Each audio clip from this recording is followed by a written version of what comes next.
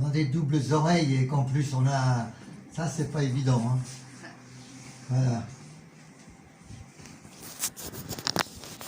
Ah, merci pour votre gentillesse. Merci pour aussi la grâce de Dieu. Amen. De toute évidence, les événements que ma femme et moi nous vivons en ce moment sont un peu rapides. Et on n'est pas très doué quand c'est trop vite. Et pourtant là, ça va très vite. En fait, je pensais terminer ma vie ici. C'était bien.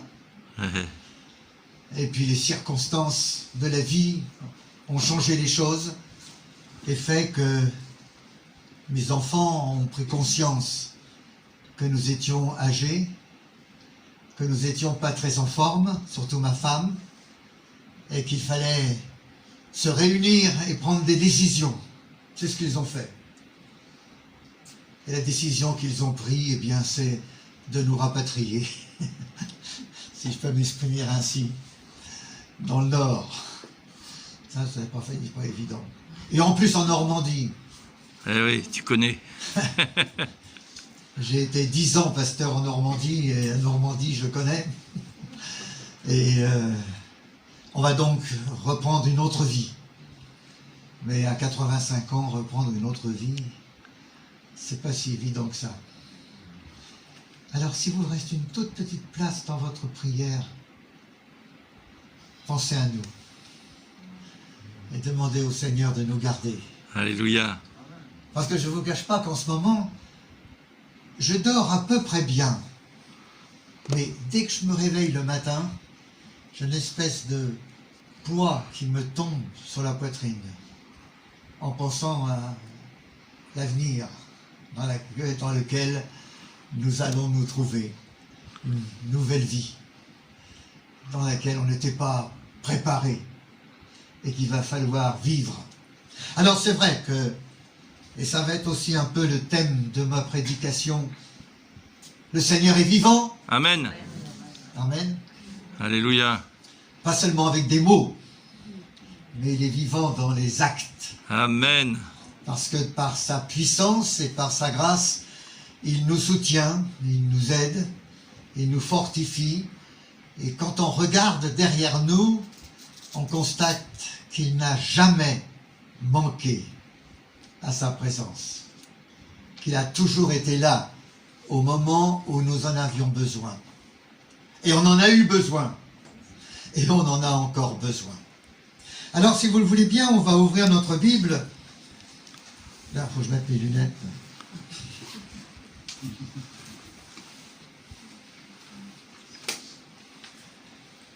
Dans le livre du prophète Ésaïe, au chapitre 12,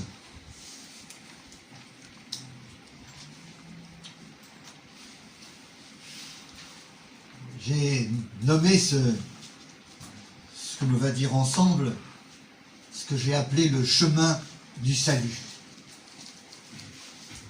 Il y a des chemins dans la vie, beaucoup de chemins, et nous, on en a choisi un, celui de marcher avec le Seigneur. Alléluia.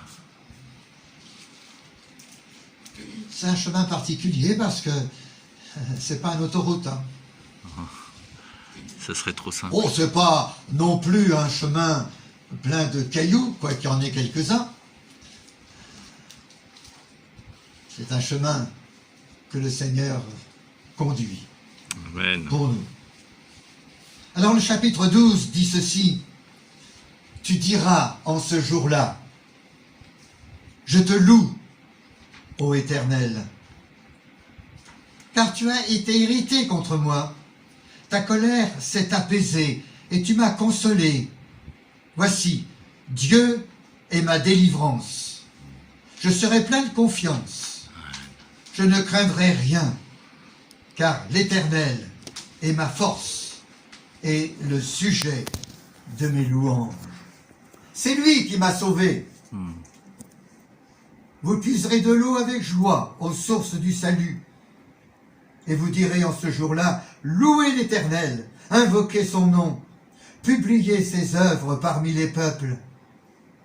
Rappelez la grandeur de son nom, Célébrez l'Éternel, car il a fait des choses magnifiques. Qu'elles soient connues par toute la terre. Pousse des cris de joie et d'allégresse, habitants de Sion, car il est grand au milieu de toi, le Saint d'Israël. Amen. Amen. Alors c'est vrai que ce chemin du salut fait partie de cette voie qu'un jour, pour certains d'entre nous, ça remonte à quelques années, nous avons décidé de prendre. Nous avons su très vite que nous avions besoin de Dieu dans notre vie, que c'était une nécessité, que nous avions besoin qu'il soit là. Bien sûr, on n'a pas toujours compris comment Dieu pouvait agir dans notre vie pour nous secourir.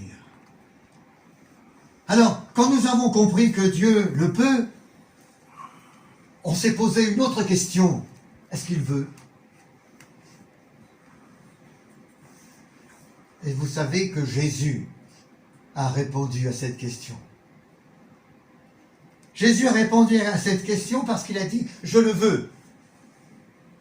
À chaque fois qu'un homme, une femme, un jeune homme, une jeune fille, un enfant, même un jeune enfant, a demandé au Seigneur son aide, il a été là pour le lui donner.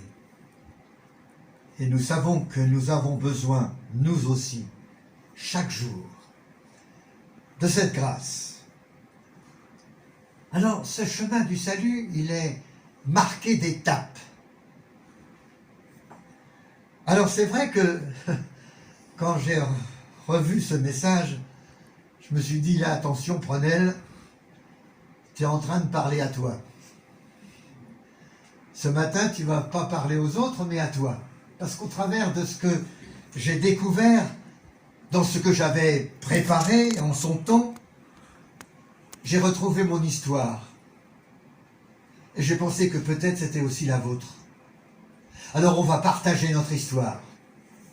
Partager notre histoire parce que tout au long de notre vie, nous avons été amenés à faire des choix. Et le premier choix que nous avons dû faire, ça a été de nous conformer à la pensée de Dieu.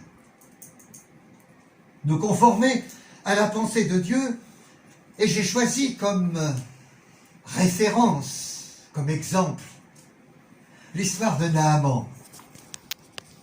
L'histoire de Naaman, vous savez, c'est cet officier syrien malade de la lèpre, à qui une petite servante lui avait dit « Mais si tu connaissais le prophète en Israël, il pourrait te guérir. » Et cet homme a cru à cette petite servante.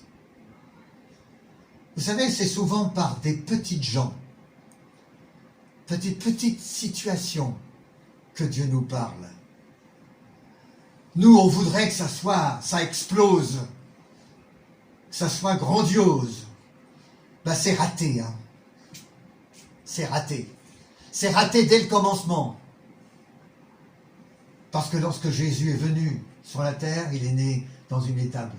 Je ne sais pas si l'étable, évidemment, c'est Noël, c'est la crèche, c'est illuminé. Mais non, non, non, non, non.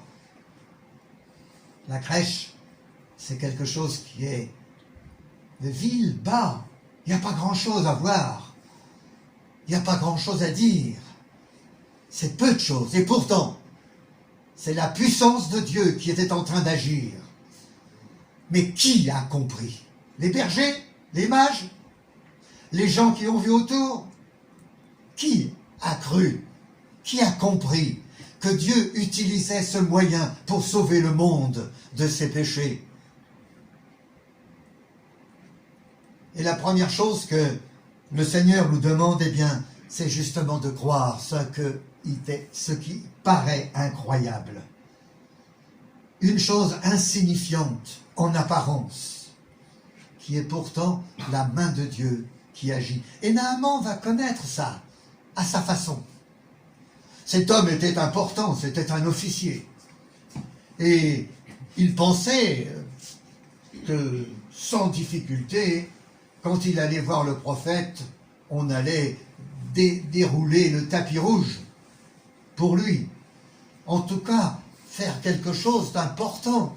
Il s'attendait à quelque chose d'immense.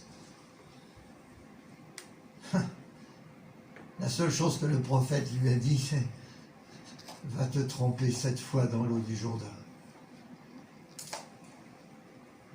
Excuse-moi, j'ai mal compris.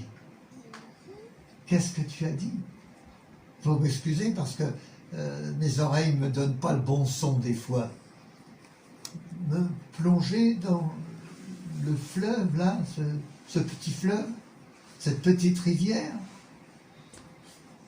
ça paraît énorme, ça paraît impensable. Vous savez, il y a dans la vie, comme ça, des tas de choses qui paraissent impensables. Comment Dieu peut s'occuper personnellement de chacun d'entre nous, de nous connaître tels que nous sommes et nous aimer tels que nous sommes? Je ne sais pas comment le Seigneur m'aime. Et pourquoi comment il fait pour m'aimer? Parce qu'il me semble qu'il aurait des tas d'occasions de dire des choses différentes. Et pourtant, il m'aime. Il vous aime. Amen. Il nous aime. Et ça, c'est important. Ça, c'est important. Dieu aimait Naaman.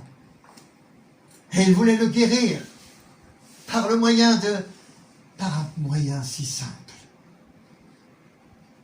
Mais n'est-ce pas aussi le moyen que nous avons, nous, qui s'appelle la foi? Si tu crois, tu verras la gloire de Dieu. Et souvent, je me répète ce mot, je me répète cette pensée. Si je crois, je verrai la gloire de Dieu. Si je crois.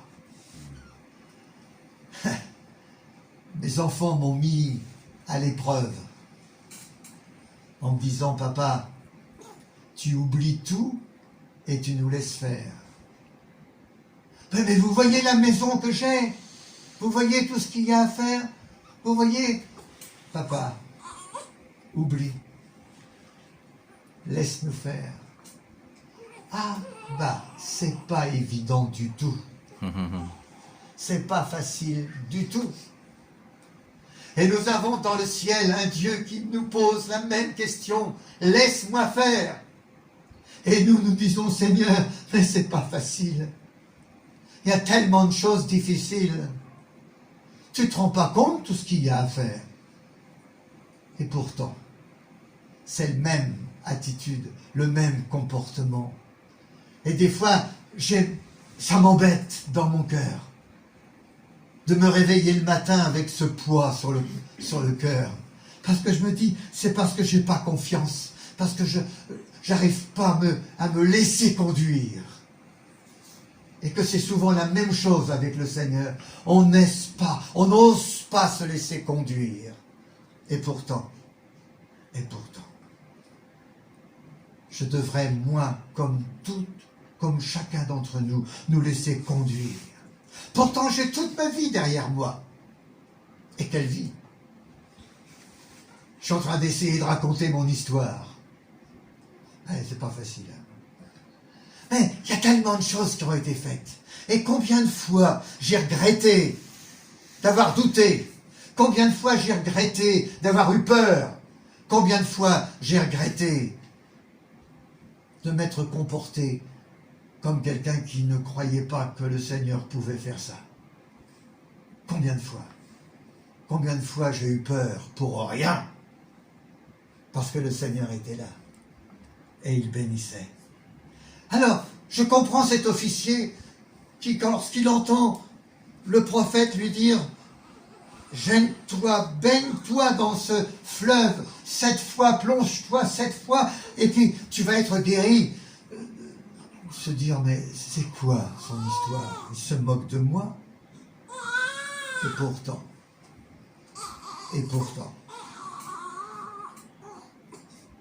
c'est Élisée qui a dans sa bouche la parole de foi pour pour Naaman. Et je comprends aussi l'attitude de Naaman qui s'en pose à bien des questions. Comme nous posons bien des questions sur notre vie. Quand ça ne va pas comme nous voulons. Quand ça ne va pas dans la bonne direction. En tout cas, celle que nous croyons être la bonne direction. Il va falloir l'intervention d'une de ces petites servantes. Toujours pareil. C'est pas le roi qui va intervenir. C'est pas le roi qui va se manifester. Non, non, non. C'est une toute petite servante qui va lui dire « Mais s'il te demandait quelque chose de difficile, est-ce que tu le ferais pas ?»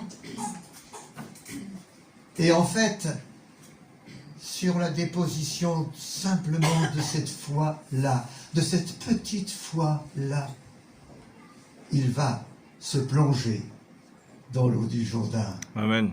Et être guéri. S'il n'avait pas écouté, il serait retourné chez lui avec sa maladie, avec ses problèmes. Il serait retourné chez lui et revécu comme avant.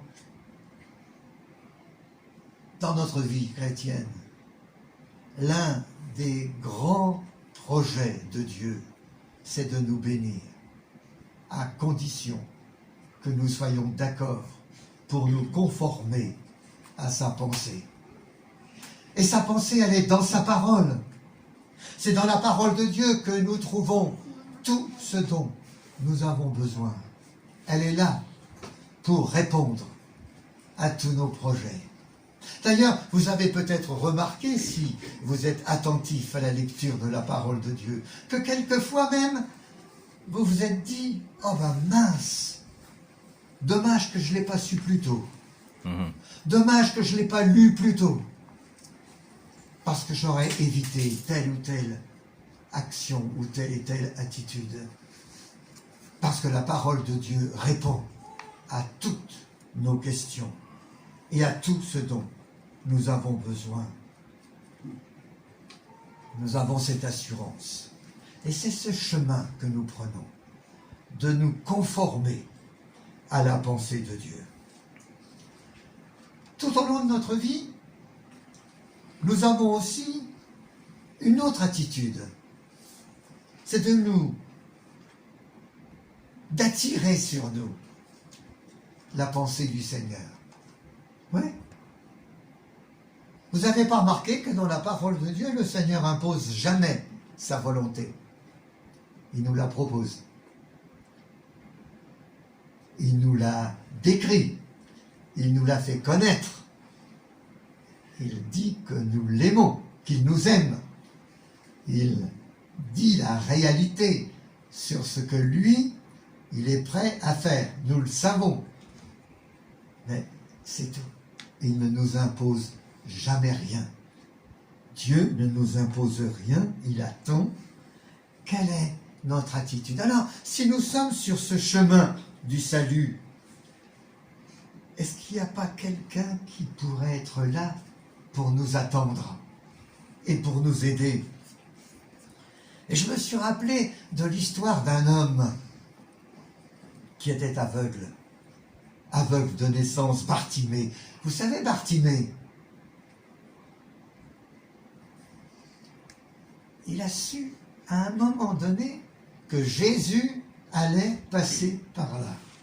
Et ça m'a frappé parce que je me suis dit, bon, les gens qui passent, il y en a dans la vie. Hein. Puis on ne fait pas forcément attention à tous ceux qui passent. Dommage d'ailleurs. Parce que quelquefois, on rate les bonnes occasions.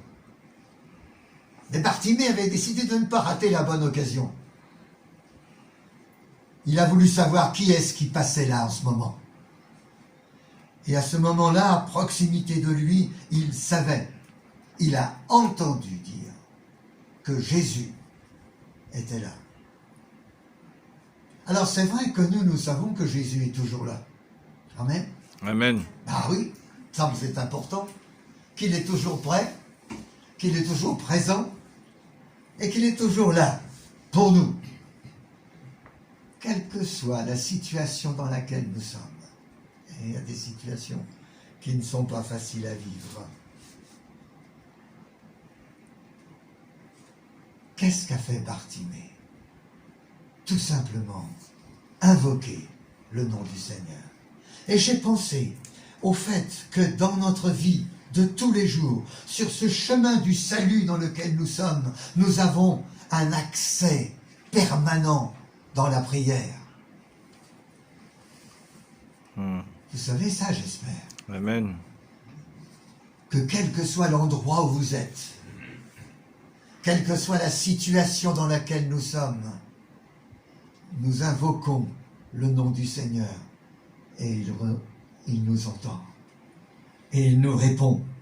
Et il vient à notre secours. L'histoire de Bartimée, pour moi, c'est ça. L'histoire de Bartimée, c'est savoir que Jésus est à proximité. J'en ai besoin en ce moment. Que le Seigneur soit là tout près. Parce que c'est brutal quand une situation comme celle que je vis en ce moment est créée. Et j'ai besoin de sa présence. Dieu soit béni à chaque fois que nous avons besoin de sa présence. Il est là. Il est là pour nous soutenir, il est là pour nous aider. Et nous pouvons l'invoquer. Sans que nous ayons besoin de nous poser des questions sur ce que nous sommes. Bartimée s'est pas dit « Oh, je suis un homme pécheur, je ne peux pas m'approcher de Dieu. Oh, j'ai pas fait des choses bien, alors j'ai pas besoin. J'ai jamais pas. Il y a longtemps que j'ai pas prié, alors pourquoi je vais me mettre à prier aujourd'hui ?» Ah, justement, c'était aujourd'hui que le Seigneur nous attend. Amen. C'était aujourd'hui que le Seigneur vous attend. C'est peut-être maintenant qu'il veut manifester pour nous sa grâce.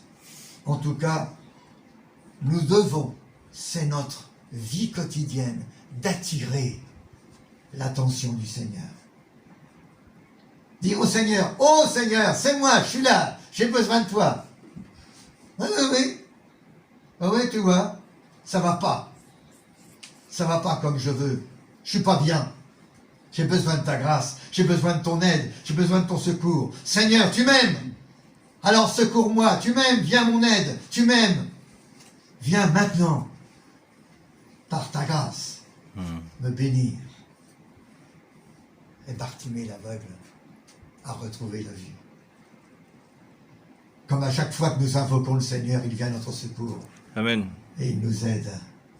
Ouais. En tout cas, il veut le faire. Il veut le faire très très fort.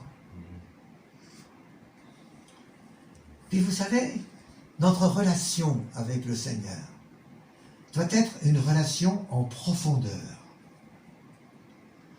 Le Seigneur n'est pas simplement quelqu'un de passage, comme pour Bartimée. C'est bien, passage une fois, mais il n'est pas seulement de passage. Il est là pour durer. Il est là pour rester. Il est là pour s'imprégner. Et nous devons affermir cette décision dans la foi.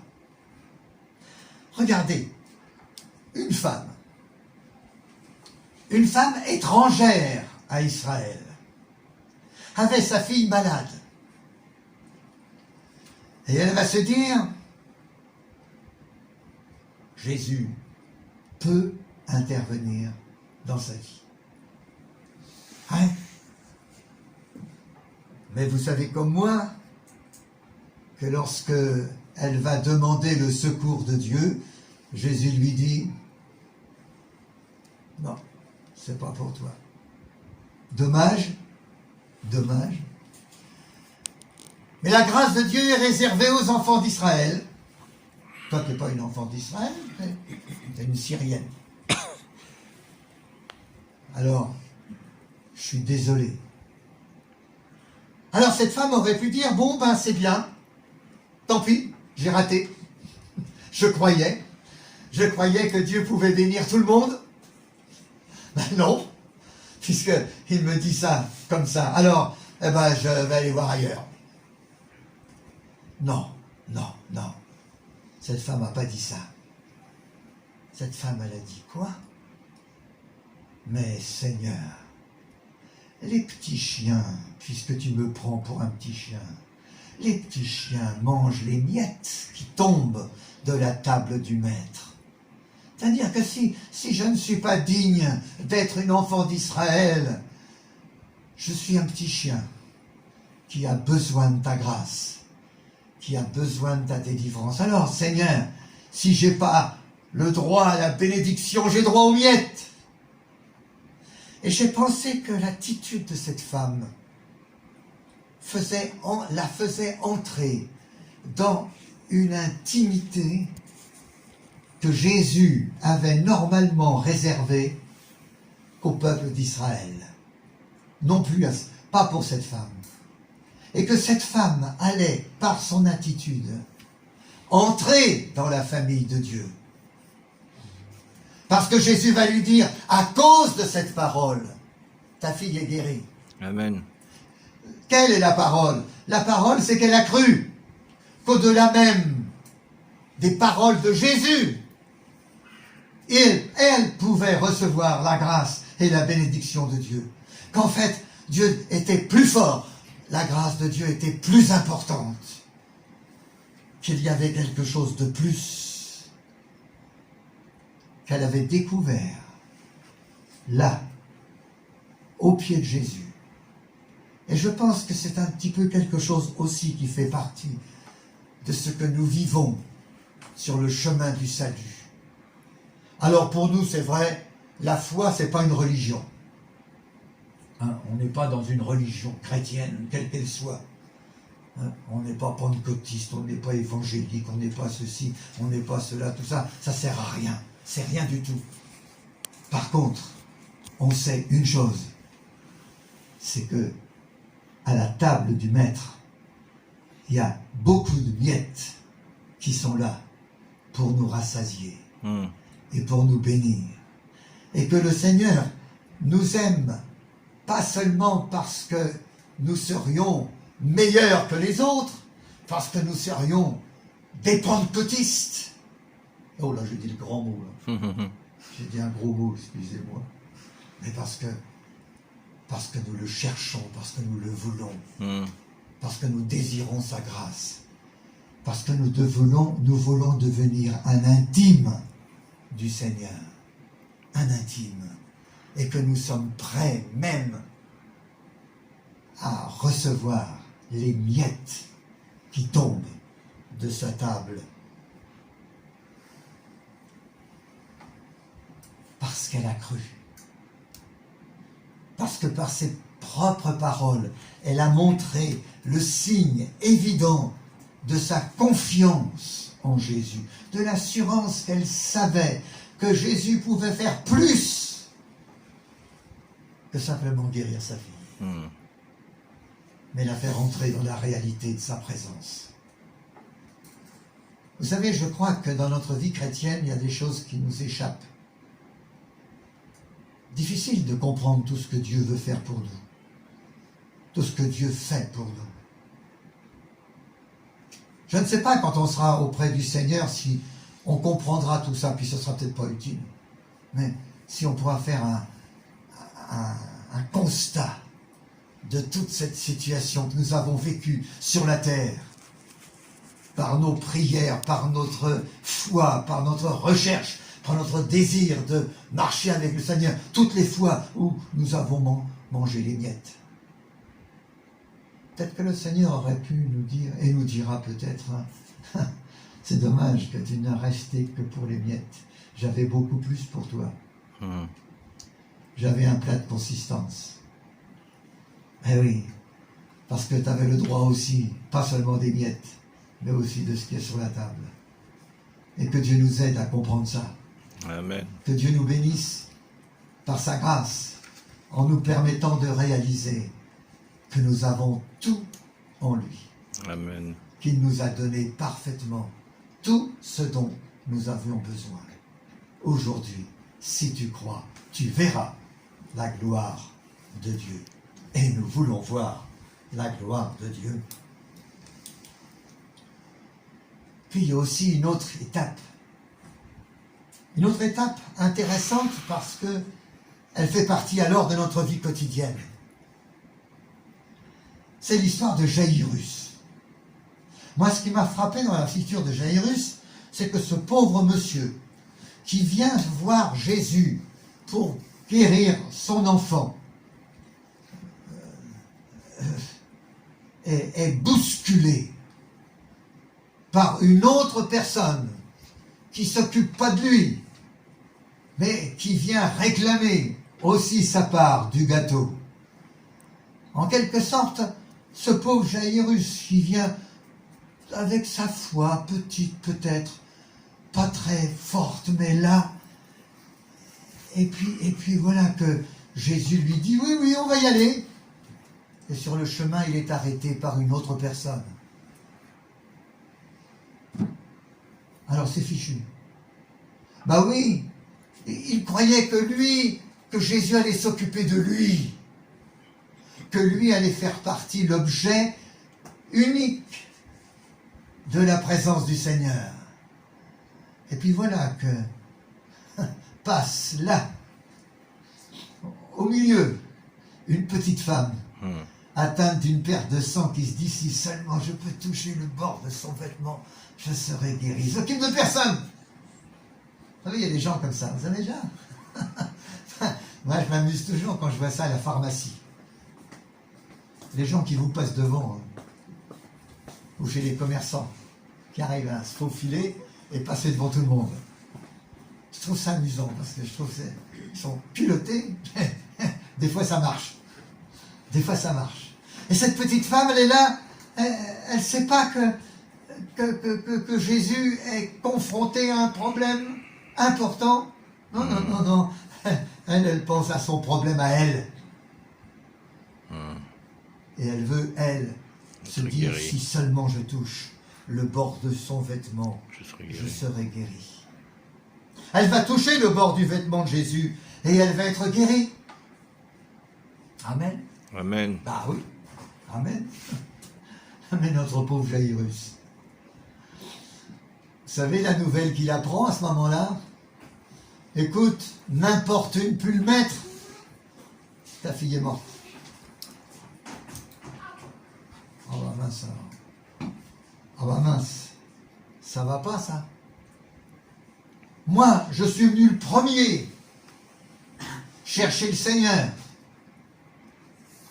Et cette petite femme, elle m'est passée à travers les jambes. Et maintenant, j'apprends que c'est trop tard, que ma fille est morte. Vous savez, dans la vie, nous sommes confrontés à une multitude de situations bizarres.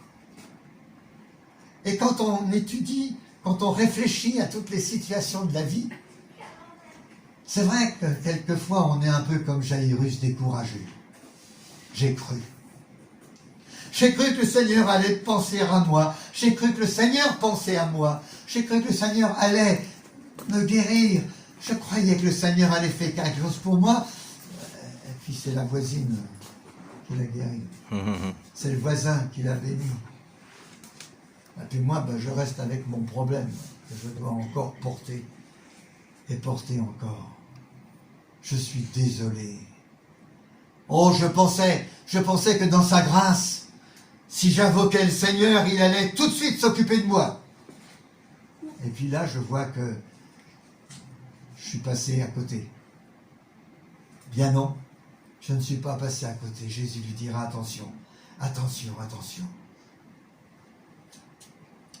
Tu as peur, tu crains. Alors il faut vaincre ta crainte. C'est peut-être là que j'ai ressenti beaucoup de sentiments. Parce que combien de fois, dans notre vie, quand nous vivons certains événements, nous craignons, on a peur. On a peur. On a peur. Et on oublie cette parole de Jésus. Ne crains pas, crois seulement. Crois seulement. Et Jaïrus entend cette parole. Ne crois pas, ne crains pas, crois seulement. Ça va lui redonner un petit peu de courage. Et vous savez que Jésus va apporter la délivrance à Jaïrus. Ça fait partie des problèmes de la vie. nos luttes et nos combats sont toujours liés à cette difficulté de la crainte. Nous avons peur. Peur que Dieu ne réponde pas, peur que Dieu nous abandonne, peur que le Seigneur nous lâche, peur que nous ayons la responsabilité d'être lâchés par le Seigneur.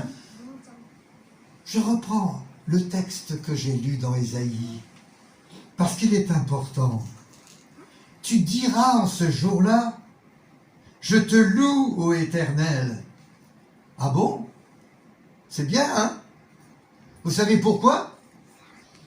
Parce que tu as été irrité contre moi. Mais ta colère s'est apaisée. Et tu m'as consolé. Voici, Dieu est ma délivrance. Amen. C'est-à-dire qu'on se trouve confronté au fait que nous sommes pécheurs. Que quand nous nous présentons devant le Seigneur, on n'a rien de bien à lui proposer. Je suis toujours surpris quand les gens disent dans leur prière, Seigneur, prends le meilleur de moi-même. Ben, vous savez, le meilleur de moi-même, il vaut pas cher. Alors, c'est pas la peine, Seigneur. Tu prends tout. Tu prends tout, tu m'aimes. Tu prends tout et tu me conduis. Tu prends tout et tu diriges ma vie. Jésus connaît nos cœurs et comprend notre désespoir, s'il y en a un, notre souci, notre difficulté, que ce soit la maladie, que ce soit les événements, quels qu'ils soient, nous avons besoin de son aide, de son secours. Crois seulement. C'est la parole de Jésus. Sur le chemin du salut, nous sommes appelés à faire confiance à sa parole, à nous laisser attirer par lui, à affermir notre décision de croire et à vaincre notre crainte, parce que Dieu nous aime. Oui, se conformer, attirer l'attention, affermir sa décision, vaincre sa crainte, c'est l'attitude qui, tous les jours, doit conduire notre vie. Parce que ce n'est pas seulement une fois, c'est toute la vie. Amen. C'est toute la vie que nous avons besoin de nous conformer à sa volonté. Toute la vie. C'est toute la vie que nous avons besoin d'attirer son attention. Pendant un temps, j'avais cette prière, que j'ai toujours d'ailleurs, mais plus particulièrement à une certaine époque. Tu me vois, tu m'entends, tu me connais, tu m'aimes. Bon, je pense qu'avec ça, il y en a assez. Pas pour vous? Moi, je crois. Hein? Puisqu'il nous entend, il nous connaît, il nous aime. Qu'est-ce qu'on veut de plus? Il est là, par sa présence. En fait, c'est le chemin sur lequel Dieu nous a placés, vous et moi. Alors c'est vrai, j'arrive à la fin du voyage. Oh, non pas que je vais mourir aujourd'hui, hein. Non, je pense pas. Pas encore tout à fait. Je suis pas prêt tout à fait encore. Hein. Il me reste encore un petit peu de force. Là, je change seulement de chemin et c'est pas évident. Je ne vous cache pas que c'est pas évident à le faire. Mais avec la grâce de Dieu, on va le faire. Amen. Et on va voir ce que ça va donner. Mais tout au long de notre vie, ça a été ça. C'est amusant d'ailleurs parce que je boucle la boucle, en quelque sorte. J'ai commencé mon ministère en Normandie. Ma première église, elle était en Normandie. Alors, ma dernière petite maison, ça sera en Normandie. Enfin, c'est pas fini, hein. Peut-être ça peut encore changer. Avec le Seigneur, on s'attendra à tout, hein. Ça peut encore changer. Mais voilà. Et puis, je crois de tout cœur que sur ce chemin du salut, où nous sommes placés, vous et moi, Dieu nous conduit et nous dirige, Amen. et nous aide, et est avec nous. Vous savez, j'étais convaincu que c'était ma dernière maison ici. J'aimais bien ma petite maison à Prégondrieu. Ah oui, j'aimais bien. Au début, j'ai eu un petit peu de mal, hein, parce que je me sentais un petit peu comme un étranger ici. Puis petit à petit, ben, ça s'est fait. Et puis, j'ai cru que c'était là qu'on finirait notre vie. Ah oui, bah non. C'est pas fini. La route n'est pas finie. Le chemin n'est pas fini. Mais pour chacun d'entre nous, nous ne pouvons jamais savoir jusqu'où le Seigneur veut nous conduire. Ce qui compte, c'est que nous nous laissions conduire jusqu'au bout. Jésus a dit, je suis le chemin, la vérité et la vie. Amen. Et si je suis sur ce chemin-là, je suis sur le bon chemin. Et c'est ce chemin-là qui nous conduira dans la vie éternelle. Alors Dieu soit béni parce que on va se séparer. On ne se verra plus physiquement pendant un certain temps. Et puis on se reverra. Je pense souvent à ça. Au fait de tous mes collègues qui sont partis. Et je me dis, bon, ben, de toute manière, ils nous attendent. Hein. Ils nous attendent parce que de toute manière, ils ne ressusciteront pas avant nous. Et ils ressusciteront avec nous, en même temps que nous. Donc, ils dorment. Eh bien, c'est bien. Pour l'instant, nous continuons le voyage. Ce voyage sur ce chemin du salut qui nous mènera jusque dans l'éternité. Amen. Amen. Gloire à Dieu. Eh bien, merci Seigneur pour ta parole. Veuille, je te prie, faire en sorte qu'elle puisse remplir nos cœurs d'espérance. D'espérance en toi, vivant, puissant. D'espérance en toi, notre Sauveur et notre Seigneur. Merci. Merci pour tout ce que tu as fait pour nous et tout ce que tu feras encore pour nous. À toi soit toute la gloire, au nom de Jésus. Amen. Amen. Amen. Amen. Amen.